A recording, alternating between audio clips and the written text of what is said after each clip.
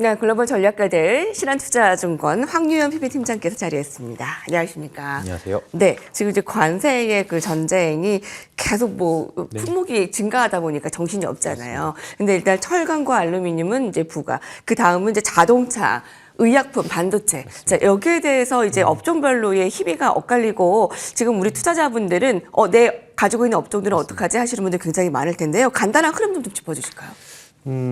제 주변에서 이제 관세와 관련해서 과연 한국 시장에 어떤 영향을 미칠까에 대한 이야기를 많이 들어보면 이제 매크로 분석이나 이코노미스트 분들은 조금 우려를 많이들 하시는 것 같고요. 다만 이제 2016년, 17년, 18년 그때를 경험해 봤던 이제 주식 증권사 직원들이라던가 주식 트레이더 분들은 조금 상대적으로 두려움이 조금 덜한 것 같다라는 생각이 좀 듭니다. 그 이유는 우리가 악재도 이제 몇 번 겪으면 둔감해지는 것처럼 이번 관세와 관련된 내용들이 시장에 미치는 영향이 점점 상대적으로 좀 작은 거 아니냐, 좀 미미하지 않을까 그런 생각을 좀 많이들 하는 것 같아요. 그래서 어제도 사실 보면 관세라는 기사에 대해서 사실 주식시장의 반응은 사실 상대적으로 좀 약했다라고 보고 그 부분이 좀 내성이 생기는 거 아니냐 그렇게 생각을 좀 하고 있습니다. 특히 어제 직접적으로 연관이 있을 걸로 예상이 됐었던 철강 주식들은 사실 크게 변동이 없습니다. 이미 주가가 선제적으로 조정이 나와서 그런지는 모르겠습니다만 다른 자동차나 2차전지 약세에 비해서는 그래도 선제적으로 조정이 나왔던 주가가 먼저 많이 내려왔던 종목들에 있어서는 상대적으로 큰 반응이 없었다. 미국은 사실 그 철강 수입을 한 25%에서 30% 정도를 수입한다는 걸로 알고 있거든요. 이런 부분들에 대한 이제 좀 대응을 한국 기업들이나 여러 기업들이 많이 한 걸로 봤을 수도 있고요. 또는 어느 정도 시장 가격에 많이 녹아져 있다. 그렇게 시장 반응한 것 같습니다. 그래서 지금 너무 과도하게 시장 이런 관세와 관련된 충격들을 너무 예민하게 반응을 할 필요는 없다라고 일단 생각은 하고 있습니다. 너무 좀 아무런 상관이 없어라고 하는 것도 아니지만 우리가 너무 과도한 공포감에 사로잡혀서 주식 다 팔아치우고 아예 주식 매매 안 하고 이런 경우까지는 가지 않아도 되지 않을까. 일단 지금은 더 특별한 악재가 더 강력한 우리가 예상하지 못했던 것이 나오기 전까지는 그런 마인드로 매매하시면 좋을 것 같습니다. 예. 네. 내성이 좀 생긴 것도 같다라는 분위기가 이제 코스피 코스닥이 이에 관련해서 급락을 처음과 같이 보인다거나 그런 건 아니기 때문에 하지만 이것을 또 방관할 수는 없기 때문에 좀 흘러가듯이 좀 뉴스에 대응을 해야 될 것 같습니다. 실적 시즌이 완전 좀 체감이 되는 게 관련한 종목들이 실제로 주가가 크게 오르고 있습니다. 한화 에어로스페이스가 최대 실적을 내고 지금 이 주가가 이제 방산주로의 관심이 아주 크기 때문에 이 랠리에 어떻게 좀 나도 좀 동참을 해야 되는 것인가 좀 체크해 주신다면요. 어제 하나 에어로스페이스 주가 보면 따라 잡아야 되나 말아야 되나 고민들을 많이 하셨을 것 같습니다. 네. 며칠 전에 이제 하나 현대로템이 실적 발표를 잘 냈고 주가는 꽤 많이 올랐고요. 어제는 이제 방산주에서 이제 거의 대표적인 기업이라고 할 수 있는 하나 에어로스페이스가 이익단에서 굉장히 좀 많은 실적을 내면서 좀 역사적인 신고가를 가고 있습니다. 더군다나 여기서 정부가 이제 AI나 그다음에 우주 항공 산업에 또 추가적으로 자금을 지원하겠다라는 약 3조 원 정도 투자 발표가 나오면서 여러 가지 호재들이 같이 겹친 것 같습니다. 주가가 신고가를 가면 대부분 다들 사실 좀 무서워하세요. 내가 거기서 사면 그게 꼭지일까 봐 무서워하시는 분들이 많이 있긴 한데 주가가 역사적 신고가를 가면 사실 거기서 새로운 세상이 또는 새로운 주가 땅이 좀 열리는 경우도 사실 많이 있습니다. 물론 거기가 꼭지여서 내려오는 케이스들도 있다 보니까 이제 투자자분들이 이제 우리 거기서 두려워하시는 부분들인데 사실 과거에 10배, 20배 갔던 종목들을 보면 결국은 주가는 새로운 영역에서 더 많이 올라가서 정말로 그 역사적인 소위 말하는 텐베거 주식들이 나오고 그런 부분들이거든요. 사실 하나 에어로스페이스 같은 경우는 이미 바닥에서 한 4-5배 정도 올라왔기 때문에 조금 두려우실 수 있긴 하겠습니다만 신고가 가는 종목의 목표가를 사실 우리가 측정할 수는 없어요. 애널리스트 분들은 산술적으로 말씀을 하시는 거고 주가는 이제 사람의 심리도 많이 수급과 심리들이 많이 녹아져 있는 부분들이기 때문에 지금 보유자라면 당연히 보유하는 입장이 될 거고요. 신규 진입자의 입장이라고 하면 저는 일단은 사야 돼 말아야 돼라는 관점에서 보면 사도 된다라는 생각입니다. 다만 신규 진입하시는 분들은 이제 리스크 관리, 손절매를 항상 염두에 두시고 매매를 하셔야겠죠. 네, 그렇게까지 말씀드리겠습니다. 신고가를 네. 갈아치운 하나 에어로스페이스, 이제 여기에 보유자에 가지고 계신 분들은 계속 보유. 그리고 조금 차익 실현 가능성은 있으나 추세 우상향은 지속될 것을 보입니다. 왜냐하면 지금 당정에서 이 3조 투입을 한 이 방산 AI 쪽 계속 모멘텀이 많기 때문에 그 뉴스를 좀 가져가면 될 것 같고요. 조선주에 대해서는 뭐 황교안 팀장께서 저희 올해 시작하자마자도 뭐 올해 전후로 해서 계속 매수 보유 의견을 내놨습니다. 자, 그래서 좀 조선주는 주도주의 역할을 하고 있는데 이번에 또 하나 에어로스페이스가 하나오션을 좀 끌어안지 않았습니까? 조선주는 어떻게 좀 주도주를 더 갈 것으로 보세요? 아니면 어떤 대응 전략이 좀 필요할까요? 예, 최근에 뭐 반도체가 올라오고 그다음에 이제 그 바이오 섹터들이 좀 올라오면서 조선주가 조금 조정이 나오는 양상은 좀 보여주고는 있습니다. 다만 큰 틀에서 바뀌는 건 없다 이렇게 보시면 될 것 같고요.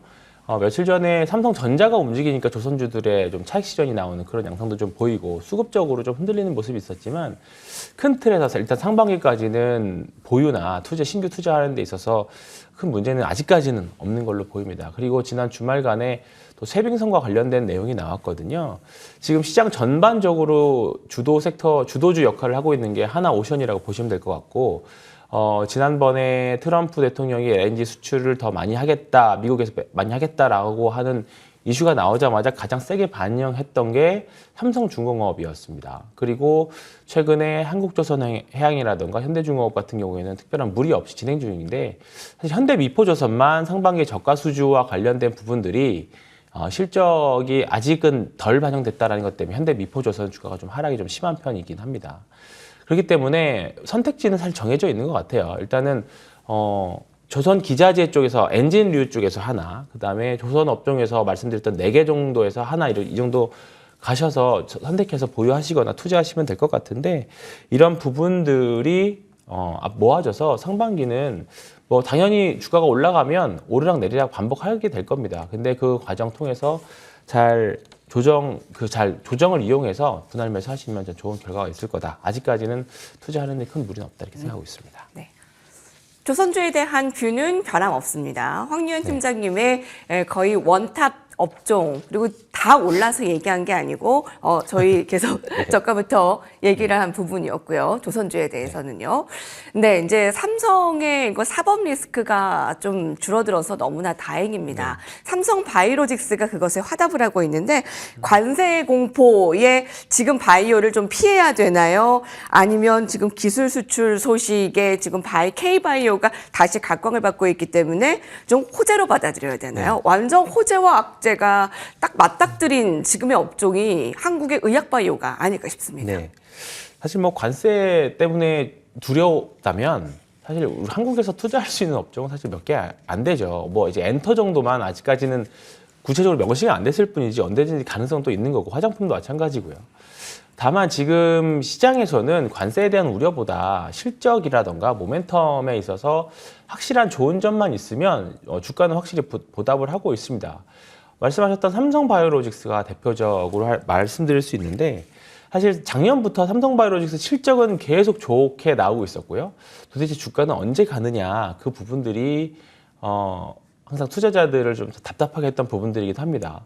기다리면 언젠가는 100만 원은 갈 거다라고 했는데 생각보다 빨리 또 주가가 올라가니까 순식간에 또 100만 원 돌파해서 그 이상의 모습을 좀 보여주고 있는 모습들인데 트리거가 작년 말부터 이제 생물보안법과 관련된 이슈가 나오기 시작했습니다. 그러면서 실적과 모멘텀이 같이 붙어 있는 종목이 되었고요. 지금 현재 지난주에 LG 에너지 솔루션을 이제 제치고 시가총액 우리나라 3위까지 올라온 상황입니다.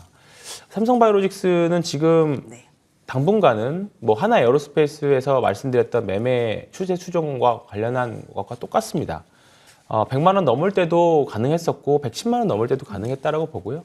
지금도 저는 여전히 또 가능하다라고 생각합니다. 올해 송도 공장도 또 완공되기 때문에 실적 부분 거기다가 가장 좋은 부분이 실적이 계속 쌓여져 있는 상황에서 추가적인 모멘텀, 소위 말하는 내러티브가 붙는, 이야기들이 붙는 게 가장 주가가 탄탄하고 계단식으로 올라가는 부분들이거든요. 이미 이 부분을 우리는 사실 조선주에서 이미 경험을 했어요. 조선주는 실적이 2년 전, 3년 전부터 계속 나왔는데 이제 거기다가 미국에서 여러 가지 내러티브가 나오면서 조선주가 본격적으로 올라가기 시작했고요.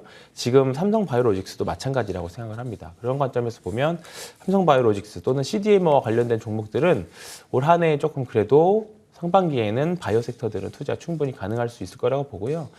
CDMO 말고 지금 우리나라 신약 업체들도 이번에 네. 올릭스가 기술 수출과 관련해서 대단한 이런 지금 부분들 수익을 그렇죠. 보이죠. 예. 작년부터 유한양행이라던가 리아켄바이오, 에이벨바이오 다 좋은 성과를 내고 있습니다. 그렇기 때문에 올해 알테오젠까지 그렇기 때문에 올해 우리나라에 있는 신약 업체들도 특히 항암제 위주로는 계속 관심 갖고 보시면 좋을 것 같습니다. 예.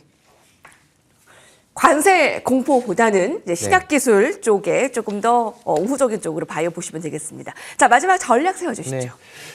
일단은 내일 CPI 발표가 있죠. 내일 아침에 CPI 발표, 아니 오늘 밤에 CPI 발표가 있습니다. 내일 밤이죠. 내일 밤에 CPI 발표가 있습니다. 미국 시장도 사실 테슬라가 지난밤 좀 많이 내렸고요. 그 앞둔 이제 관망세들이 좀 계속적으로 나오고 있습니다. 파월 의장도 금리 인하에 대한 부분들이 사실 상대적으로 조금은 좀 그 금리 인하에 대한 고민을 많이 하는 그런 코멘트들이 계속 나오면서 시장에는 일단은 우호적인 거기보다 또 그렇게 나쁘기보다는 계속 중립적인 포지션들이 계속 되고 있습니다. 계속 개별 종목장 계속 되고 있기 때문에 리스크 관리만 잘 하신다면 그래도 투자하기 좋은 시장은 조금 더 이어질 수 있을 것 같습니다. 네.